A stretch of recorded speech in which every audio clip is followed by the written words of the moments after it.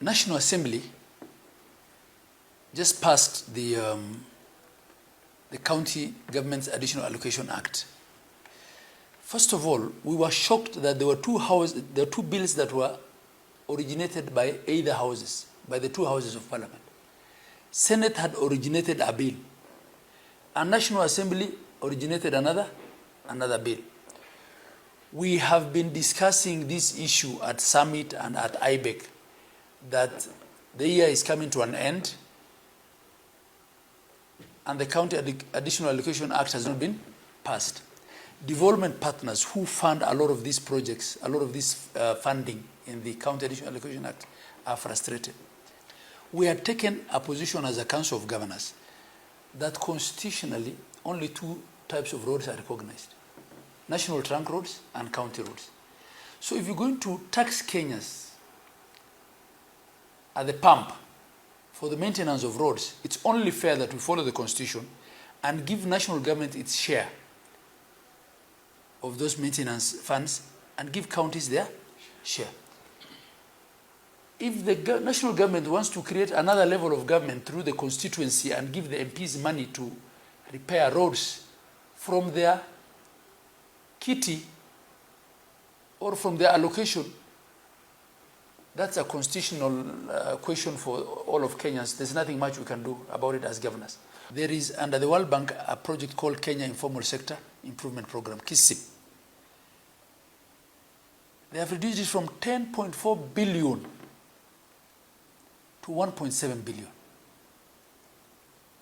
And in KISIP, nearly all the counties are participating. There are many counties that are participating. So when you divide 1.7 billion among the counties, and by the way, this is mostly road improvement works and things to do with, what are they called? Solar street lights and pavement improvements in major informal settlements across the country, which have already been contracted. You look at FLOCA, again, mostly programs that are ongoing, reduced from 4.9 billion to 2.5 billion. There's a food security resilience program under the Ministry of Agriculture, mostly in the dry lands, reduced from 2.25 for the participating counties to 905 million. A reduction of 2.25 billion to 900 million. There's another one, mostly in the wetter parts of the country, called NAV CDP, supporting agriculture, mostly in the tea and coffee and sectors. From 5 billion reduction to 1.7 billion.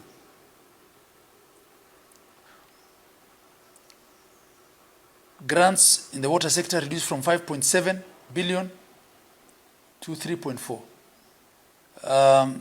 Devolution support. This is about governance. This program is about governance and improvement of how we manage our HR and our finances and budgeting system. Reduced from 1.76 billion to 1.48. There's another major one called Kenya Urban Support Program. This one now does what KISIP does in the informal sectors in the bigger municipalities.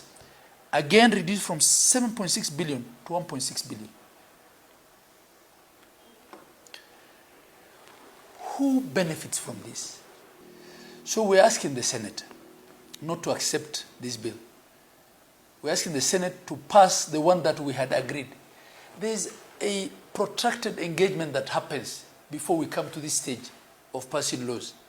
We appear before Senate, we negotiate with the CRA, right? So I don't know who had an interest in fast-tracking the National Assembly bill